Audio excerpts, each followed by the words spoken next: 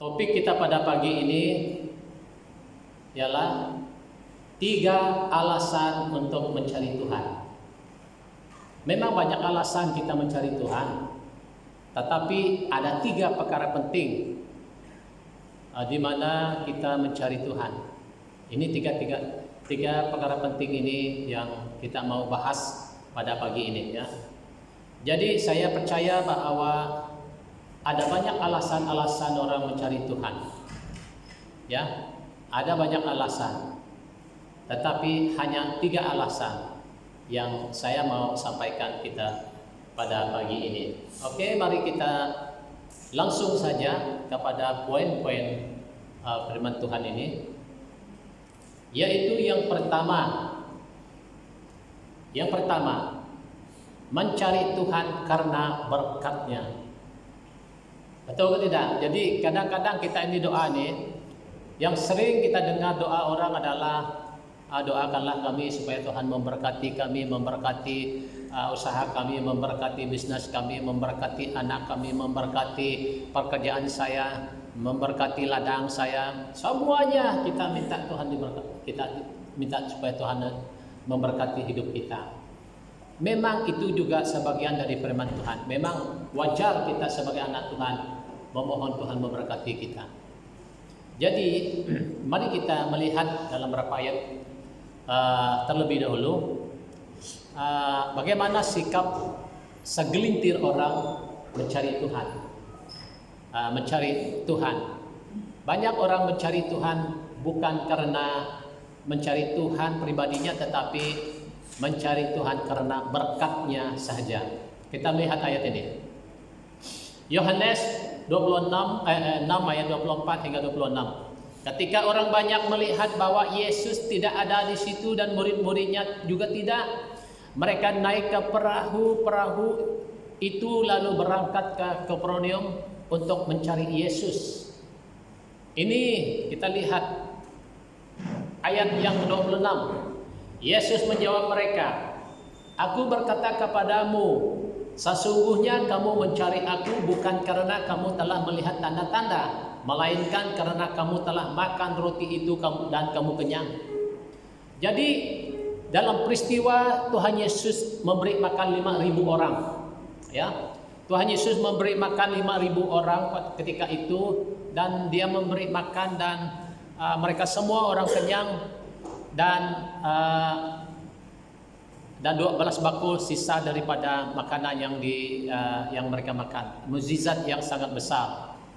Jadi kita lihat bahwa 2 roti 5 ketol ikan ini menjadi makanan yang begitu banyak, beratus kali lipat ganda. Jadi kita lihat mereka semua makan sampai kenyang. Nah, sekarang Tuhan Yesus dan murid-muridnya berlayar ke Kapernaum untuk meneruskan pelayanan. Tetapi tetapi orang-orang banyak ini tadi masih juga mencari dia di mana Yesus. Lalu mereka sadar bahwa Yesus dan murid-muridnya pergi ke Kapernaum. Lalu mereka masuk ke perahu, ada banyak perahu, mereka menyeberang pergi ke Kapernaum, dan lalu berkata kepada mereka, "Oh, guru, bila mana kau ada di sini?" kata mereka dengan dia. "Kami puas mencari engkau," kata mereka. Lalu ayat 26 Yesus menjawab mereka. "Aku berkata kepadamu, sesungguhnya kamu mencari aku bukan karena telah melihat tanda-tanda, melainkan karena kamu telah makan roti itu dan kamu kenyang." Jadi Yesus tahu niat hati orang ramai yang datang mencari dia. Bukan ingin melihat tanda, bukan ingin melihat mukjizat, tanda-tanda kesembuhan dan sebagainya. Itu bukan tujuan mereka. Tujuan mereka yang Tuhan Yesus kenal pasti adalah mereka ingin makan roti. Mereka mau makan roti. Jadi saudara-saudara, kita lihat dalam konteks bahagian firman Tuhan ini, banyak orang Kristen mencari Tuhan supaya dia hidupnya diberkati Tuhan. Dia datang minta didoakan, dia datang kepada Tuhan, "Tuhan, tolong berkati kami keluarga, Tuhan, tolong berkati bisnis saya, Tuhan, tolong berkati saya, Tuhan berkati Tuhan." Itu saja yang dia minta, sebahagian daripada orang Kristen, tidak semuanya. ya bukan semuanya, tetapi segelintir sebagian orang Kristen selalunya mau minta berkat-berkat makanan-makanan. Jadi saudara-saudara, kita lihat di sini sikap sebagian orang Kristen hanya mencari Tuhan karena makanan, karena berkat Tuhan. Jadi saudara-saudara, inilah kalau kita mencari makanan-makanan berkat-berkat Tuhan, andai kata kalau tidak, Tuhan tidak memberkati kita, kita akan kecewa. Kita bukan sebenarnya mencari Tuhan, tapi kalau kita benar-benar mencari pribadi Yesus, itulah yang berkenan di hati Tuhan, mencari pribadinya, hidupnya, Tuhan Yesus itu sendiri. Nah, mari kita melihat lagi bagaimana orang Israel dalam Mazmur. Ini tertulis dalam Mazmur 78, 17 hingga 20. Saya baca untuk kita. Tetapi mereka terus berbuat dosa terhadap Dia dengan memberontak terhadap Yang Maha Tinggi di padang kering. Mereka mencobai Allah dalam hati mereka dengan meminta makanan menurut nafsu mereka. Ini mereka telah melakukan dosa sudah. Karena memakanan, hanya mau diberkati. Mereka berkata terhadap Allah, sanggupkah Allah menyajikan hidangan di padang gurun? Memang Ia memukul gunung batu sehingga terpancar air dan membanjiri sungai-sungai, tetapi sanggupkah Ia memberikan roti juga atau menyediakan daging bagi umatnya? Inilah menyebabkan orang Israel pada waktu mereka keluar dari Mesir, mereka selalu memberontak melawan Tuhan, melawan Musa karena makanan, karena berkat Tuhan. Jadi mereka tidak pernah mencari Tuhan. Orang Israel tidak pernah mencari Tuhan, merendahkan diri mereka di hadapan Tuhan, mencari pribadi Tuhan, datang di hadapan Tuhan. Mereka tidak pernah niat demikian. Yang mereka mau datang kepada Tuhan hanya memberontak dan mengapa Tuhan tidak memberi kami makanan. Dan mereka berdosa karena makanan. Jadi saudara-saudara, kita lihat bagi orang Israel ini tadi mereka sangat memberontak dan melawan Tuhan. Sanggupkah Ia memberi makanan roti juga, kata mereka. Mereka tahu Tuhan telah melakukan mukjizat yang besar, yaitu laut Teberau dibelah dua, gunung batu mengeluarkan air, tetapi sanggupkah juga Dia memberi makanan, kata mereka. Masih lagi kepada makanan. Jadi saudara-saudara, kita lihat memang hidup ini tanpa makanan kita tidak bertahan lama. Itu memang betul. Tidak ada satu orang pun bertahan lama kalau tanpa makanan.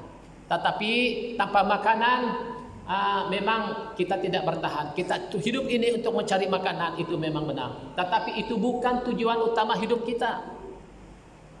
Jadi saudara-saudara, kita lihat inilah perangai sebahagian daripada orang Kristen, hanya datang mencari Tuhan karena makanan, karena mau diberkati Tuhan, diberkati Tuhan dengan rumah yang baik, diberkati Tuhan dengan kereta yang baik, memberkati Tuhan segala macamlah berkat-berkat Tuhan. Itu saja niat hatinya. Jadi saudara-saudara, jika kita punya niat hati yang seperti ini, kita sama seperti orang Israel yang keluar dari Mesir dan tidak ada hati ingin mencari Tuhan dengan segenap hati. Dan kita akan mudah memberontak melawan Tuhan kalau Tuhan tidak memberkati kita. Jadi oleh itu mari kita hapuskan, singkirkan pikiran-pikiran yang senantiasa mengutamakan hidup jasmani ini. Tetapi harus hidup rohani yang paling diutamakan, yaitu hidup di hadapan Tuhan, benar di mata Tuhan. Nah, yang seterusnya, mari kita melihat yang seterusnya. Yang kedua, mencari Tuhan untuk kesembuhan. Memang benar, saudara-saudara, memang benar. Siapapun kita di muka bumi ini, kalau kita sakit, memang kita cari kesembuhan, betul ke tidak?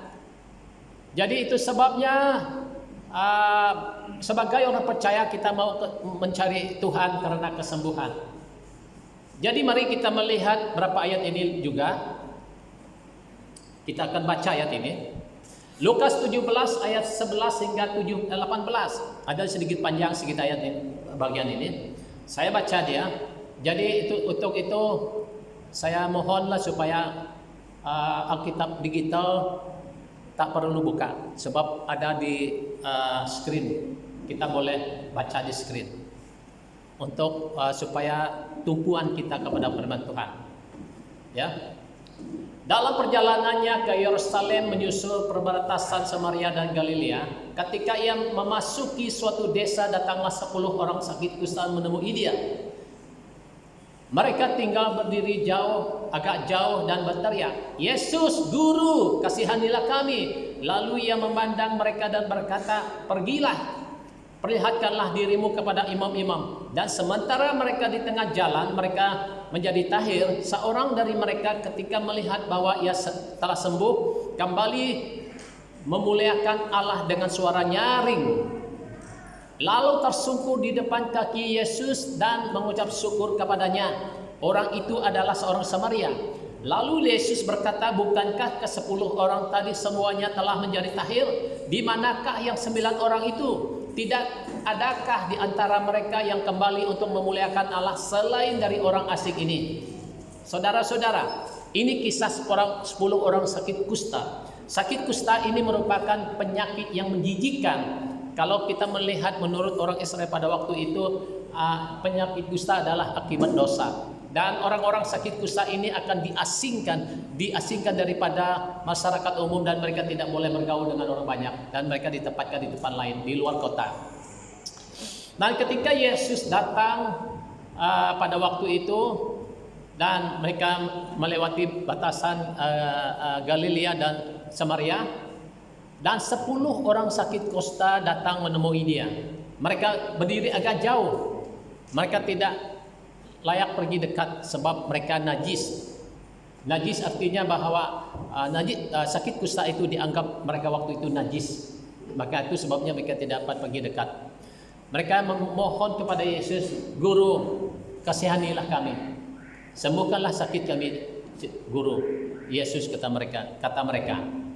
Lalu Yesus berkata kepada mereka, "Pergilah, perlihatkanlah dirimu kepada imam-imam." Lalu mereka pergi. Sementara mereka di tengah jalan, mereka sudah menjadi tahir, artinya mereka sudah sembuh semuanya. Tapi hanya seorang saja yang kembali mengucap syukur kepada Tuhan. Dia datang dengan memuliakan Tuhan dengan suara yang nyaring, lalu tersungkur di depan kaki Yesus dan mengucap syukur kepadanya. Seorang saja, yaitu orang itu adalah orang Samaria. Sedangkan yang 9 orang lain hilang entah kemana. Jadi itulah sebabnya Yesus mengatakan, "Bukankah 10 orang tadi semuanya telah menjadi tahir, dan di manakah ke-9 orang itu? Tidak adakah di antara mereka yang kembali untuk memuliakan Allah selain daripada orang asing ini?" Ini kata Yesus. Saudara-saudara, seperti yang saya katakan tadi, banyak orang Kristen yang mau mencari kesembuhan, tidak salah. Tetapi motivasi kita jika hanya sekadar untuk sembuh dan bukan mencari Tuhan karena hidup kekal, karena benar-benar kita mau mencari Tuhan, ini adalah sikap yang ke-9 orang ini. Dan mereka tidak pernah mengucap syukur kepada Tuhan, dan tidak pernah memuliakan Tuhan, dan tidak kembali datang kepada Tuhan, mengucap syukur kepada Tuhan, dan mereka hilang. Saudara-saudara, kita lihat salah seorang daripada mereka adalah orang Samaria.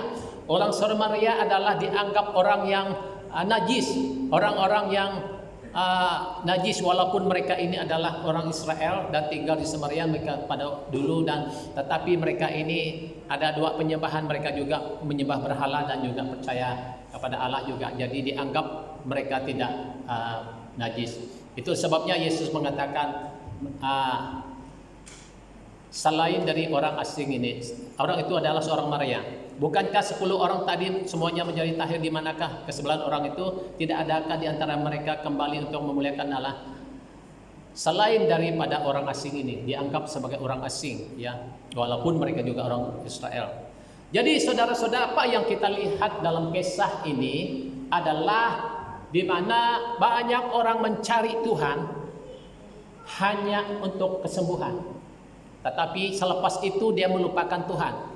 Seperti 9 orang ini, waktu dia dapat disembuhkan, dia lupa Tuhan, dia tidak mengucap syukur kepada Tuhan, dia tidak datang memuliakan Tuhan, dia lupa Tuhan sama sekali.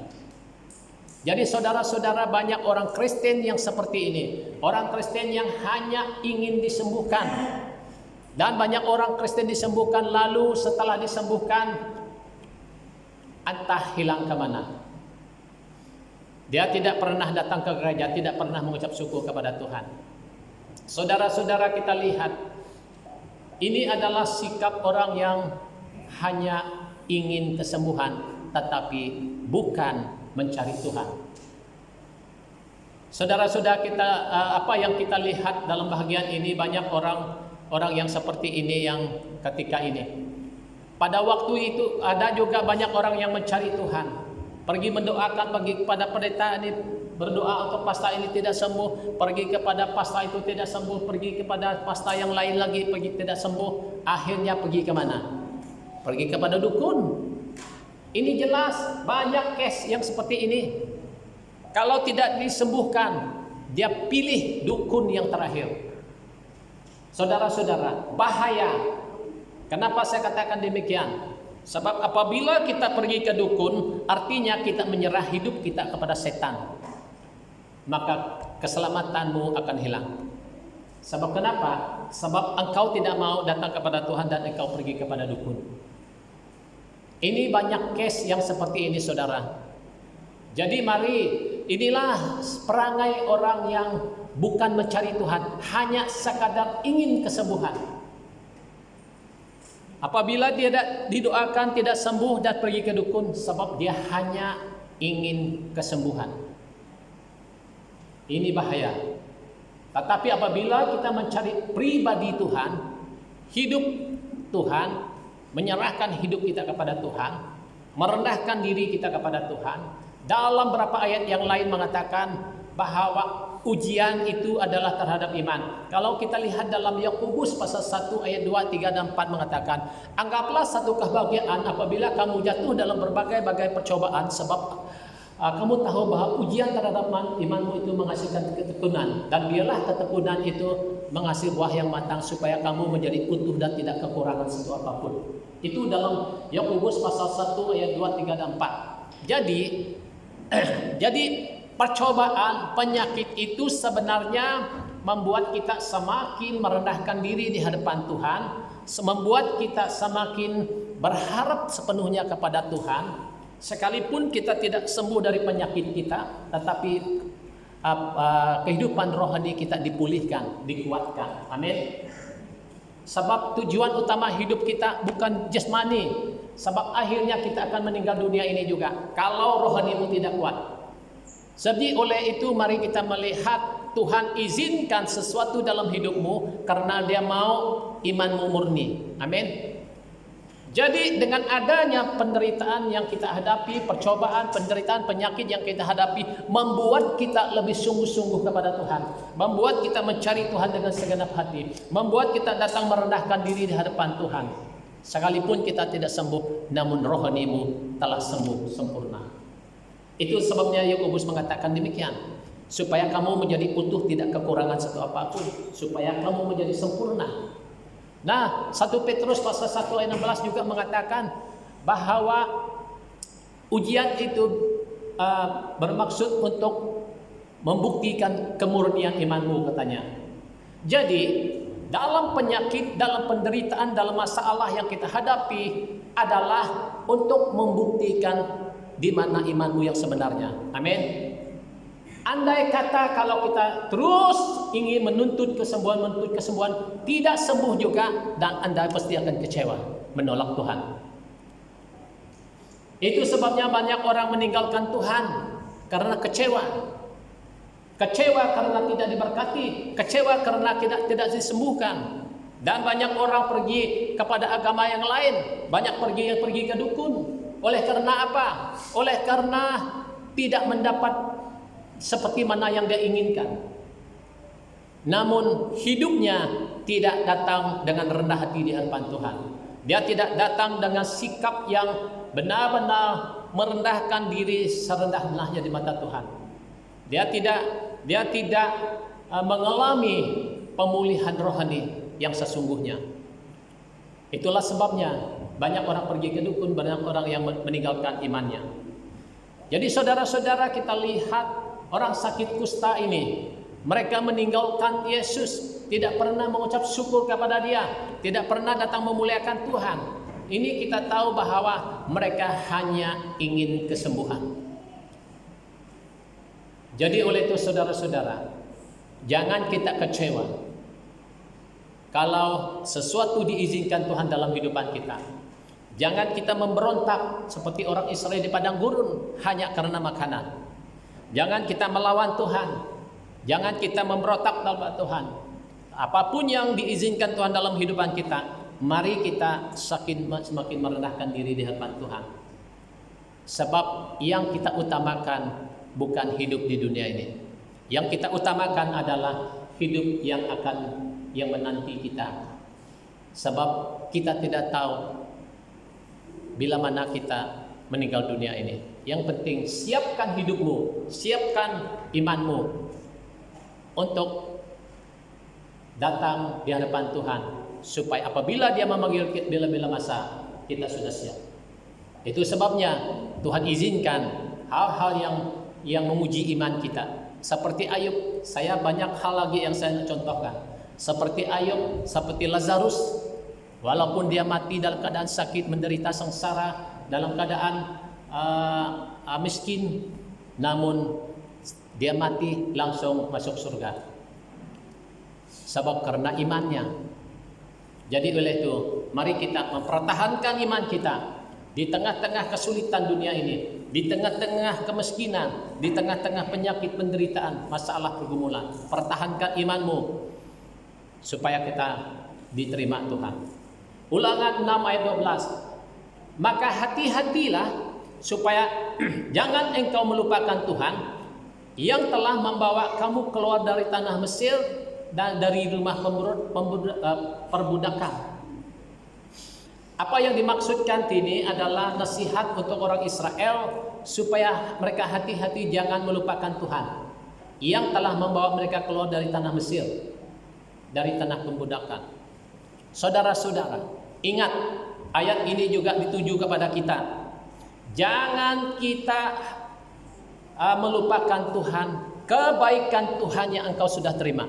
Amin. Jangan lupa Tuhan. Jangan melupakan Tuhan yang telah menyelamatkan jiwamu. Kita ini adalah manusia yang sepatutnya dihukum oleh pelanggaran kita, dosa kita, kejahatan kita. Namun karena Dia telah menyelamatkan kita, jangan melupakan Tuhan. Jangan pernah melupakan Tuhan. Ya. Jadi itu sebabnya kita harus setia dan terus setia kepada Tuhan. Yang ketiga, mencari pribadi Tuhan. Inilah yang paling penting sebagai orang percaya. Kita harus mencari pribadi Tuhan. Amin. Jangan mencari Tuhan karena berkat-Nya saja. Jangan mencari Tuhan untuk kesembuhan saja. Tetapi cari pribadi Tuhan. Ya. Sebab kenapa? Sebab kalau kita menemukan pribadi Tuhan, hidup kita benar di mata Tuhan, bergaul dengan Tuhan, berkomunikasi dengan Tuhan, kita telah menerima segala-galanya. Amin. Kita telah menerima segala-galanya. Sekalipun mungkin kita melalui proses, sekalipun kita tetap dalam keadaan kita sekarang ini, namun pada akhirnya kita akan menerima segala-galanya. Itu sebabnya kita mencari Tuhan. Mari kita melihat berapa ayat ini. Mengapa kita harus mencari Tuhan? Alasan yang pertama ialah karena Ia memberi pengampunan dengan limpahnya. Itu sebabnya saudara-saudara, tidak ada pengampunannya lain. Kemanapun Anda pergi, agama manapun di muka bumi ini, tidak ada yang dapat mengampuni dosa. Hanya Tuhan Yesus saja yang dapat mengampuni dosa. Maka itu sebabnya kita harus datang kepada Dia, menyerahkan hidup kita kepada Dia. Ya.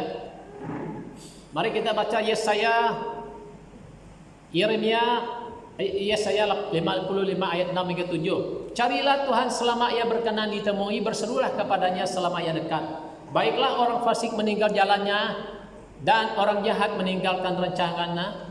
Baiklah ia kembali kepada Tuhan, maka Dia akan mengasihinya, dan kepada Allah kita, sebab Ia memberi pengampunan dengan limpahnya.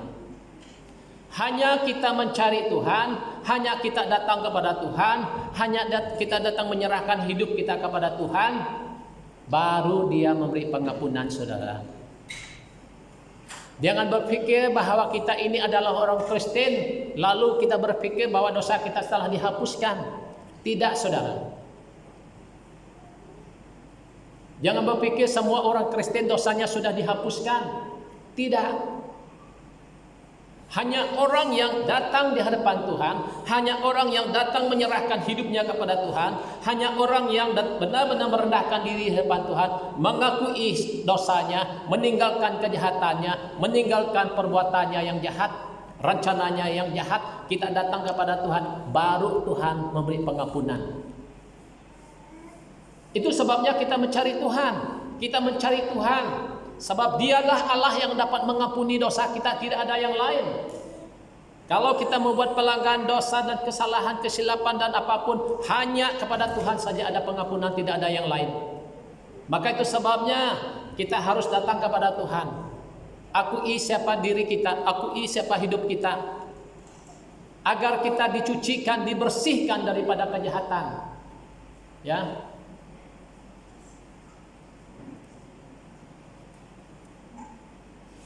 Yang kedua, sebab Tuhan berjanji akan memberkati hidup kita.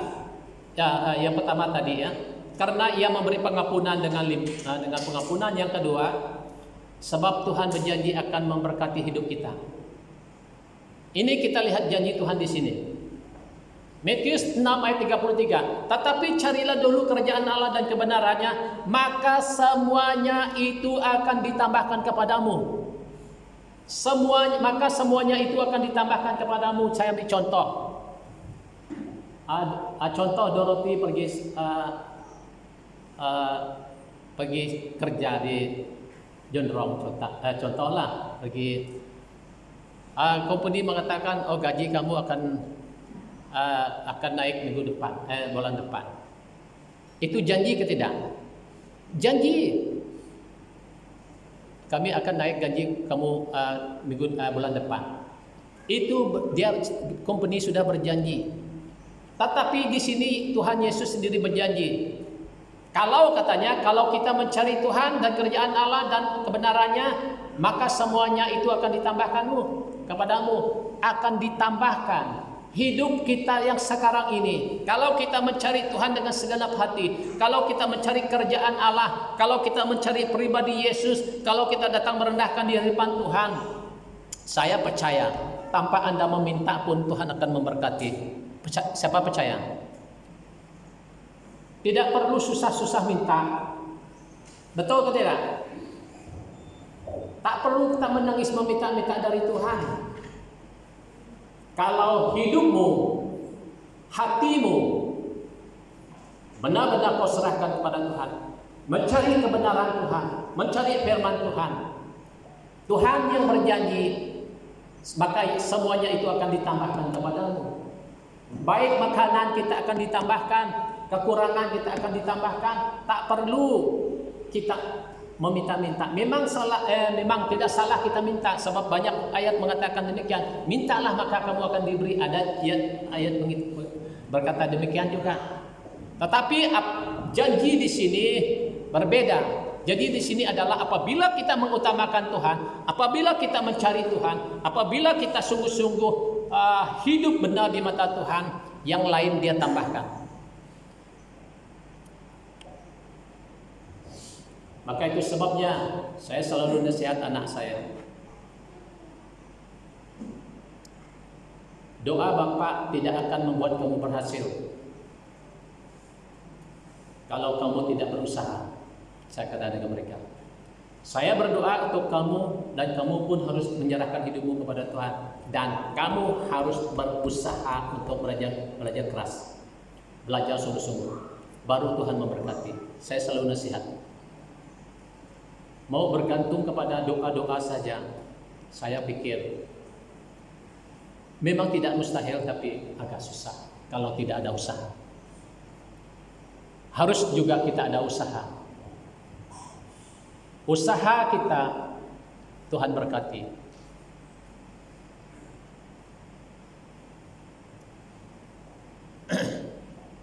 Tuhan berjanji, usaha kita yang sungguh-sungguh, usaha kita mencari Tuhan, usaha kita mencari pekerjaan Allah, usaha kita untuk mencari kebenaran, dan Tuhan akan menambah yang lain. Dimanapun Anda berada, baik murid-murid kamu yang melanjutkan sekolah, ingat, cari Tuhan dulu. Cari kebenaran Tuhan dengan sungguh-sungguh, yang lain Tuhan tambahkan. Jadi itu sebabnya kita mencari Tuhan, karena Dia berjanji akan memberkati hidup kita. Ya, mari kita mencari Tuhan, sebab Dia berjanji akan memberkati hidup kita. Lalu jangan kita berpikir begini, bagaimana situasi sekarang ini?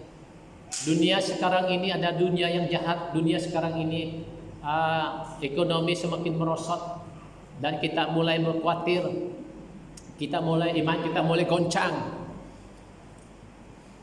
Apakah nanti, bagaimana nanti, apakah Tuhan dapat memergi ke tidak? Jadi apabila goncangan-goncangan terjadi, jangan imanmu goncang. Amin. Biar yang lain goncang, biar dunia ini goncang, biar ekonomi goncang, biar hal-hal yang lain goncang, jangan imanmu goyah, goncang.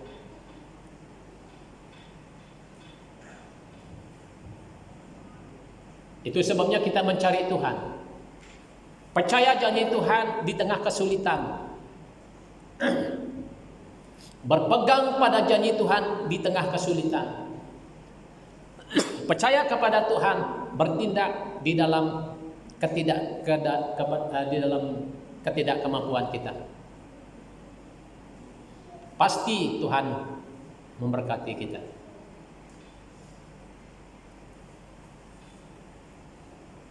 Satu Tawarik 16:11 dan Mazmur 27 ayat 8. Dua ayat ini sama-sama bunyinya begini: carilah Tuhan dan kekuatannya, carilah wajahnya selalu.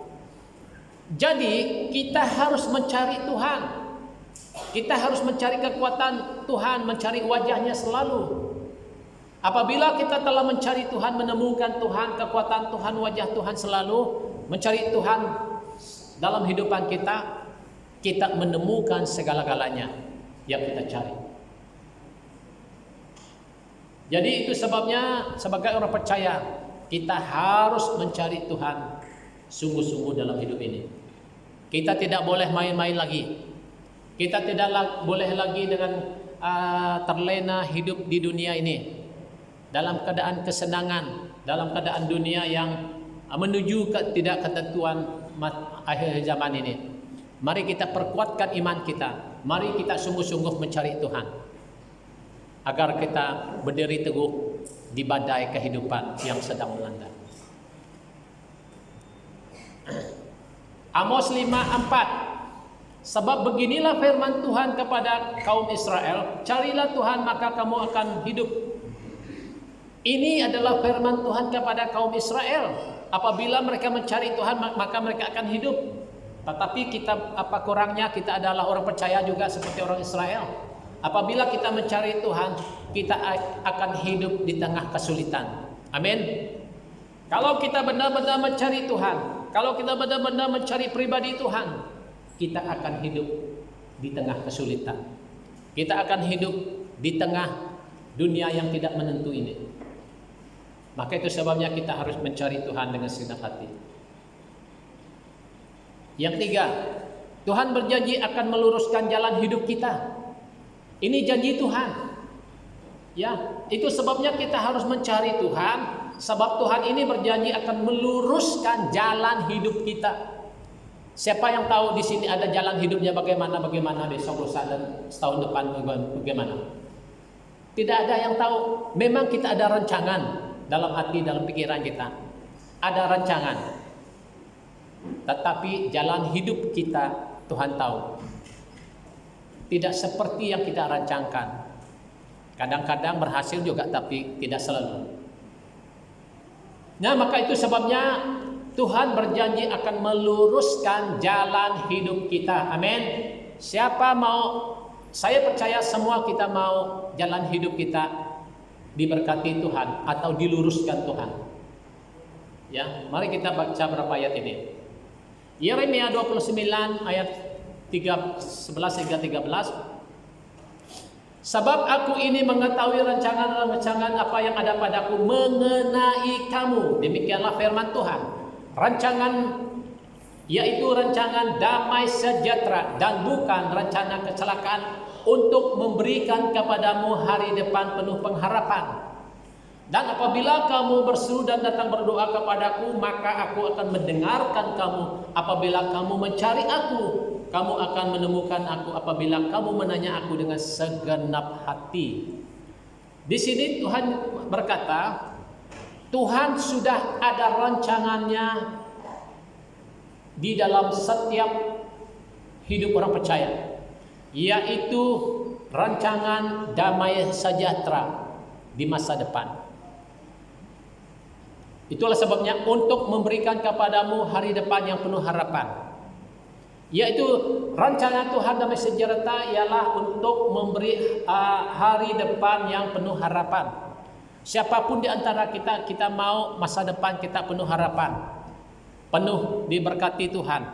Kita nikmati kebaikan kemurahan Tuhan. Semua orang mau. Tetapi apa alasannya? Apa yang harus kita buat kalau Tuhan melakukan bahagiannya? Bahagian kita adalah dan apabila kamu berseru datang berdoa kepadaku dan aku akan mendengarkan kamu. Bahagian kita adalah terus datang kepada Tuhan, berdoa kepada Tuhan, menyerahkan hidup kita kepada Tuhan. Itu bahagian kita, itu yang harus kita lakukan. Dan bahagian Tuhan pula meluruskan jalan hidup kita. Sebab Tuhan tahu masa depan kita, kita tidak tahu. Maka itu apabila kita mencari Tuhan, mencari wajah Tuhan, berdoa kepada Tuhan, berharap kepada Tuhan, bergantung kepada Tuhan, maka jaminan masa depan itu Tuhan yang meluruskannya. Amin. Tuhan meluruskan masa depan kita, jaminan yang pasti. Jadi oleh itu kita harus datang berdoa kepada Tuhan, mencari wajah Tuhan. Dia mengatakan, maka aku akan mendengarkan kamu. Tuhannya orang yang sungguh mencari Tuhan, Tuhan akan mendengarkan doanya. Apabila kamu mencari aku, kamu akan menemukan aku. Apabila kamu menanyakan aku dengan segenap hati, dengan sungguh-sungguh hati. Apabila kita sungguh-sungguh mencari Tuhan. Jadi oleh itu saudara-saudara, semua orang dia mau hidupnya lurus, semua orang dia hidupnya diberkati, semua orang mau masa depannya penuh harapan, semua orang. Tetapi Tuhan berkata, hanya orang yang sungguh-sungguh mencari Dia, orang itulah yang diluruskan hidupnya, kata Tuhan. Maka itu sebabnya kita sebagai orang percaya, mari kita mencari Tuhan dengan segenap hati. Mari kita mencari Tuhan dengan sepenuh hati kita, supaya Tuhanlah yang melakukan bahagian Dia memberkati masa depan kita. Dan yang seterusnya kita lihat Amsal pasal 3 ayat 6. Aku ilah Dia dalam segala lakumu, maka Ia akan meluruskan jalanmu. Akui Tuhan. Bagaimana kita mengakui Tuhan? Mengakui Tuhan itu dalam laku kita, dalam tindakan kita, dalam perbuatan kita, dalam bisnis kita, dalam pekerjaan kita, kita harus akui Tuhan. Maksudnya kita mengiyakan Tuhan, kita mengundang Tuhan, kita akui Tuhan yang apa yang usaha kita, apa yang kita lakukan. Baru Tuhan meluruskan jalan hidupnya. Banyak orang Kristen ini dia begini, dia buat perancangan dulu, begini dulu, begitu dulu, begitu dulu, begitu dulu. Setelah itu baru dia berdoa minta Tuhan memberkati itu. Tetapi yang sebenarnya kita doa dulu, mohon hikmat, mohon kebijaksanaan, apa yang sepatut kita buat, apa yang patut kita lakukan, baru kita lakukan. Bukan rencana dulu, buat ini, buat itu, buat ini, buat itu dulu ini. Setelah itu baru minta doa. Itu bermakna kita mau Tuhan mengiyakan apa yang kita buat, bukan mengiyakan apa yang Tuhan mau lakukan dalam kehidupan kita. Kita sebagai orang percaya harus tunduk pada pimpinan Roh Kudus, tunduk pada kehendak Tuhan dalam kehidupan kita, walaupun agak menyakitkan kadang-kadang. Tetapi ujungnya selalu baik. Karena itu proses ini kita harus memang ada masa menyakitkan. Tetapi itulah proses Tuhan. Tidak ada proses yang senang lenang. Kalau ada orang yang senang lenang, bukan itu proses. Kalau ada orang melalui proses, dia harus melalui ujian. Melalui ujian, melalui hal-hal yang tidak diingini, sakit dan sebagainya. Tetapi itu cara Tuhan untuk memproses kita. Maka itulah kita mau Tuhan, kita akui Tuhan, supaya proses Tuhan itu berjalan lancar dalam kehidupan kita. Jadi saudara-saudara, inilah renungan firman Tuhan yang kita pelajari pada pagi ini. Kiranya Tuhan Yesus memberkati kita dalam firman Tuhan pada pagi ini.